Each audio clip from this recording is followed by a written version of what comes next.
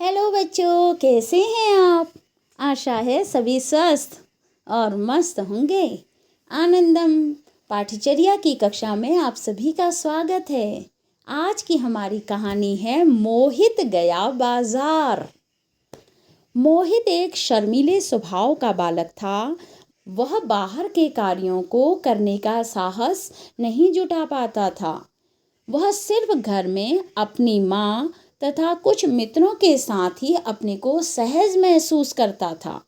रविवार का दिन था। मोहित की माँ ने सुबह मोहित को आवाज़ दी, उठो बेटा, अपने दैनिक कार्यों को करने के साथ ही अपने सभी विषयों का काम पूरा कर लो। माँ कल ही मोहित के लिए बाजार से कॉपियाँ खरीद कर लाई थी।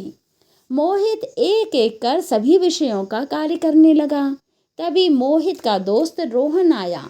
उसने बताया कि कल शिक्षक ने अंग्रेजी का कार्य दिखाने को कहा है।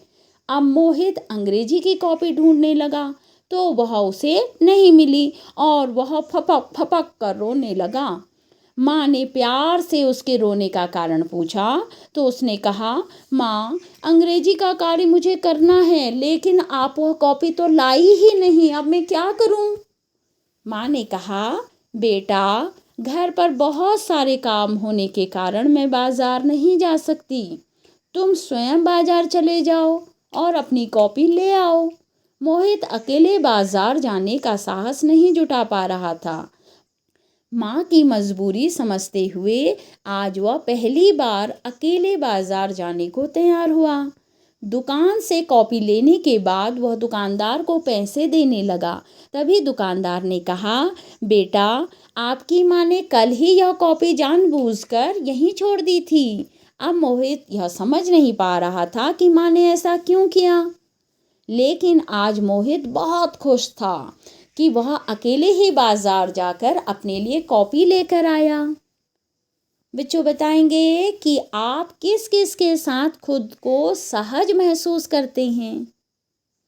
क्या आप अपनी बात सबके सामने आसानी से रखते हैं?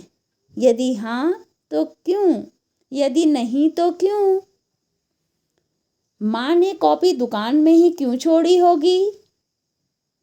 मोहित बाजार अकेले क्यों नहीं जाना चाहता था?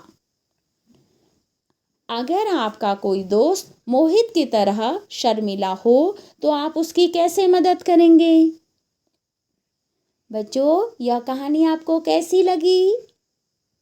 मुझे अवश्य बताना। कल फिर नई कहानी के साथ मैं आपसे मिलती हूँ। तब तक ओके, बाय बाय।